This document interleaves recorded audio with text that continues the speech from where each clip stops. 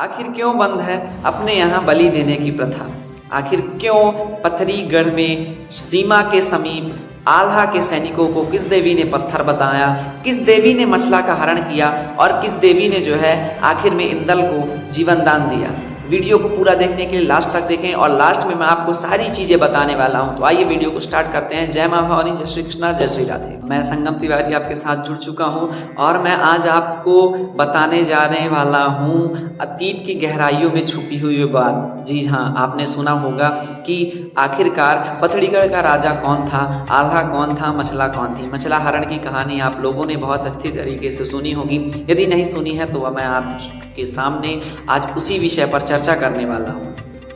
जी हाँ दोस्तों, पथरीगढ़ का राजा जिसका नाम ज्वाला सिंह था, वहीं पर एक महोबा राज्य पाश में था जहाँ के राजा विश्वविख्यात देवी के भक्त आल्हा थे।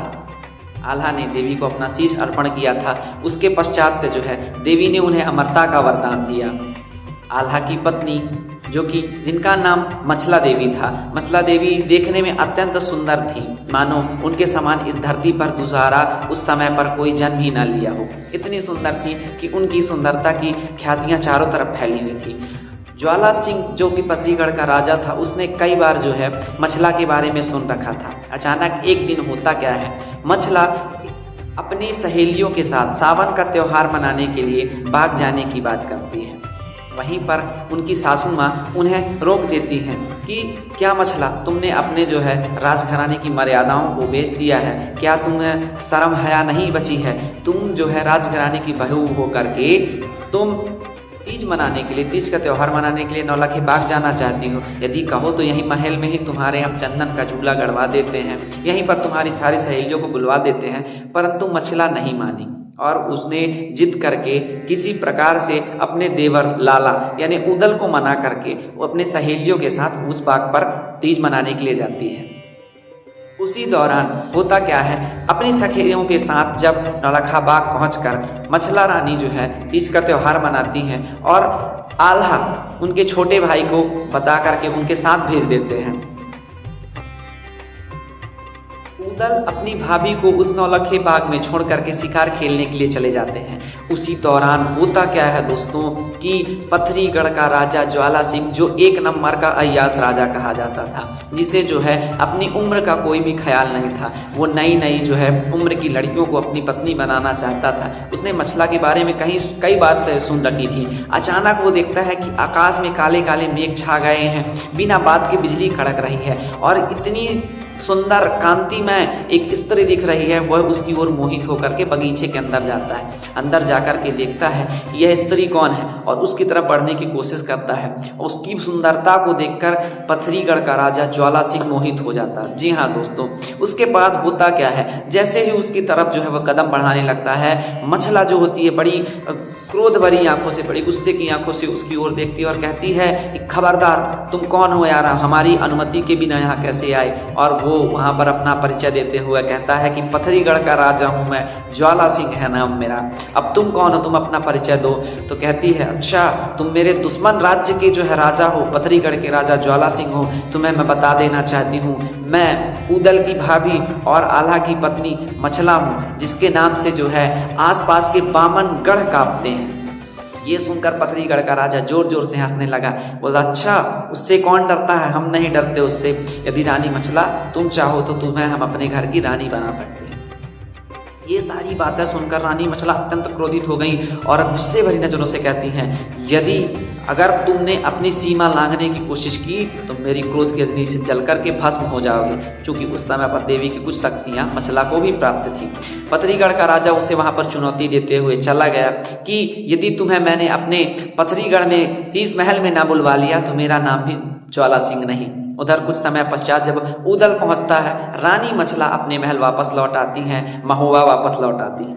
अब बात यहाँ से शुरू होती है कि कौन थी वो देवी जिसने मछला का हरण करवाया?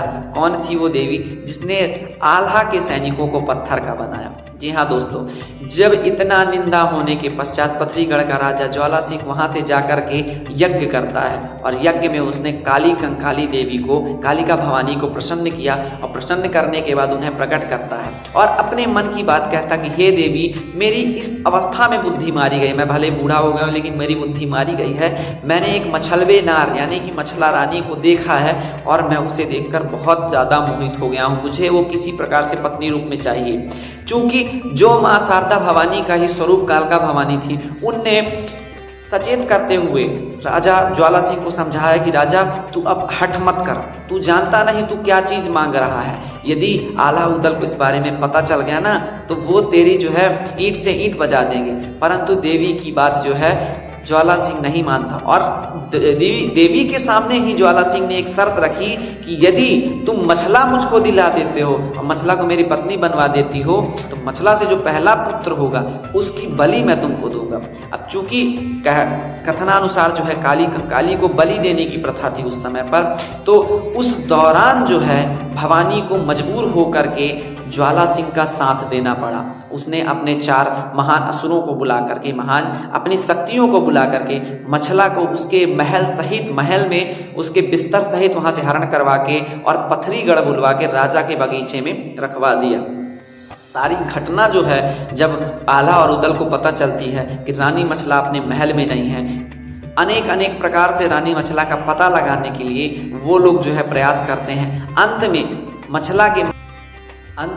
मछला के मायके से आए हुए 2 गिद्ध उनके पास पिंजरे में कैद थे। उनके जो है सैयद चाचा, आल्हा के जो मुंह बोले चाचा थे, उन्हीं के राज्य में रहते थे, उन्हीं के राज्य के सेनापति थे। तो उन्होंने कहा कि जो है हमारे पास 2 गिद्ध हैं, उनसे बड़ा जो है देखने वाला इस संसार में कोई नहीं है। उनकी नजरें तेज है आकाश की, जब ऊपरी मार्ग में जाकर के वो पता लगाएंगे तब हमें पता चल जाएगा कि हमारी रानी मछला कहाँ है, किसने उनका हरण किया है। अंतोगत्वा होता क्या है, दोनों गिद्ध जो है आकाश की गहराइयों में, आकाश की ऊंचाइयों में जाकर के और रानी मछला का पता लगा ही लेते हैं। और पता लगाने के बाद पूरा संदेशा जाकर के आल्हा उदल के सामने सुनाते हैं।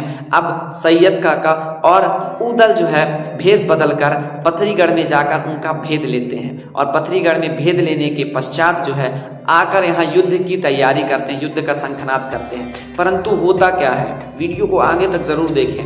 आखिरकार जब पथरीगढ़ से युद्ध करने के लिए आल्हा अपनी सेना के साथ तैयार होकर पथरीगढ़ पर कूच करने के लिए जाता है, कुछ समय युद्ध करने के पश्चात जब पथरीगढ़ का राजा जो है हारने लगता है, वो फिर से देवी का आवाहन करता है और कहता है कि यदि मैं हार गया तो तुझे मछला के पहले बेटे की बलि कौन देगा।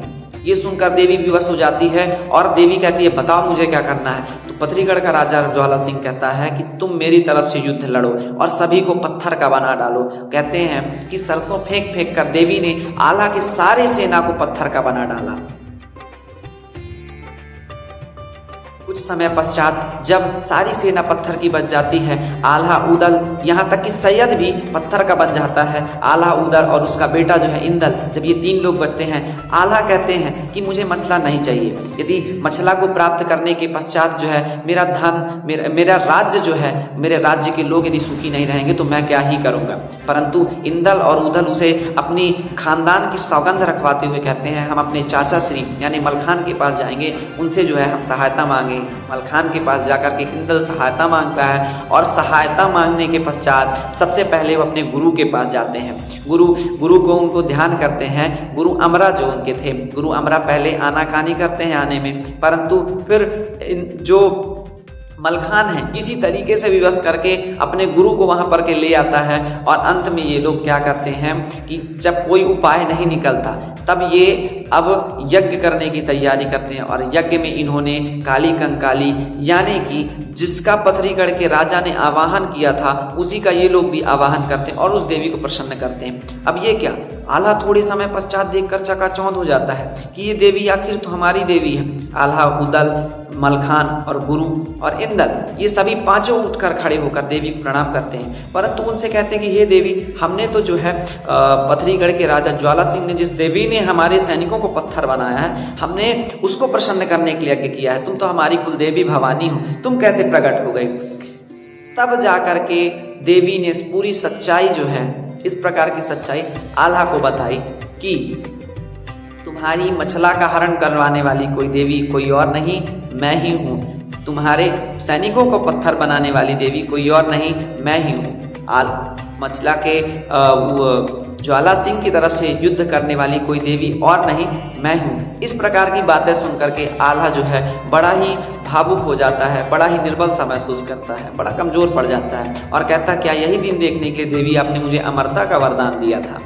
ये सारी बातें सुनकर देवी क्रोध से भर जाती है और कहती हैं मैं मजबूर थी आल्हा, मुझे राजा ने मजबूर किया था, उसकी हठ ने मुझे मजबूर किया था। उसकी हठ, अब आल्हा पूछते हैं उसकी हठ बताओ, उसने ऐसा क्या कहा कि आपको मजबूर होकर हमारे ही कुल का गौरव डुबाने की जो है सोच पड़ी। देवी कहती हैं, शारदा भवानी जो है आल्हा से कहती हैं उसने कहा कि मछला के पहले बेटे की बलि दे करके मैं तुम्हें प्रसन्न करूंगा।